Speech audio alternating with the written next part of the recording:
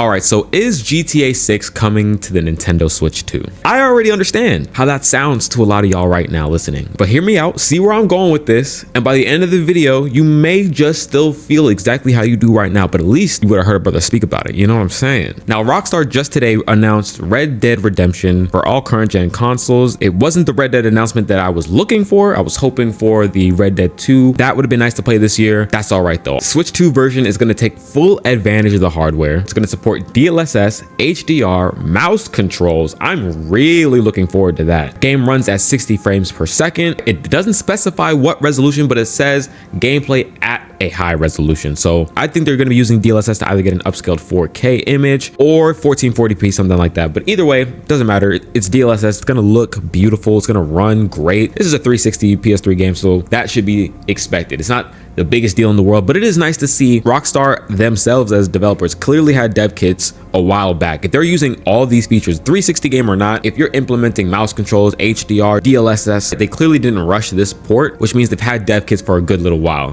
So that's already a good sign in of itself that this is coming out so soon and announced so nonchalantly. You know what I mean? With even with all this time clearly being put into this version of the game. But the recent delay in GTA 6 kind of helps this make a bit more sense for me. So we got GTA 6 pushed back to November 2026. It was originally supposed to come out in May, and now that's getting pushed back. Now, obviously that was a huge deal and the internet was blowing up, even though it was very, very predictable. The longer they take to make this game, the more expensive it's going to be. So obviously they want to have something out next year around that time. Right? I really don't think Red Dead 2 is too far away from releasing on Switch 2 next. All right, we already got the confirmation from Nate the Hate. That guy is almost never wrong. So Red Dead 2 should really be just as expected as Star Wars Outlaws or Assassin's Creed Shadows at this point. And if they put as much work as they did on the first one into the second one, which I know that they will, I very well could see similar frame rates and similar resolutions even on the Switch 2 version on that version of Red Dead 2 that'll probably come out sometime next year. Two back-to-back games taking full advantage of the Switch 2 hardware, and that means Rockstar is getting a lot of experience very quickly about porting over the current gen updated versions of these games. And I don't think they're going to take all this acquired learning of this new hardware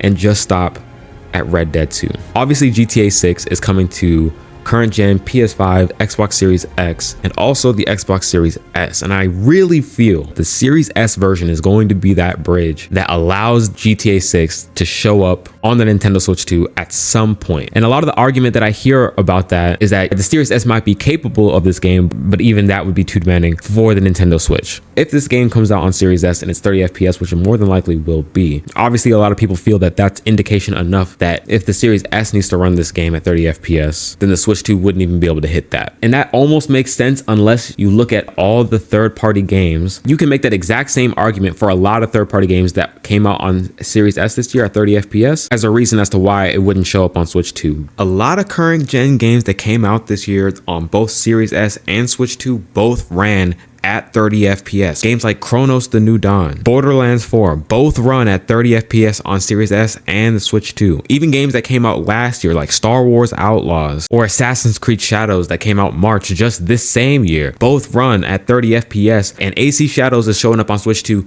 next month. All these games that I've mentioned all run at 30 FPS on the Series S. And before those games got a Switch 2 confirmation, the fact that these games ran at 30 FPS on Series S at any enjoyable frame rates. I don't see Rockstar canceling this Series S version of GTA 6. I've seen that conversation go around for a little bit. Both versions of the series consoles will get this game. I just truly feel that a Switch 2 version can't possibly be completely off the table. At the very least, I know Rockstar is currently testing how they might be able to get a game like that running on the Nintendo Switch 2. And I think obviously it's going to be that portable mode that's going to be the absolute hardest, but I just cannot imagine that it is truly off the table. And announcements like this with Red Dead 1 and the soon to be Red Dead 2, with all the amount of work that they're putting in to the Switch 2 version, like this isn't a quick dirty port. Like they really look like they are trying to see what are all the system features that we can take advantage of to make the game feel and look and run as great as it possibly can. Switch 2 is the fastest growing console, fastest selling console ever, and the Xbox market is there, but let's be honest, it's shrinking fast, and this sure is definitely not going on Game Pass Pass, and it's definitely going to be more than $80.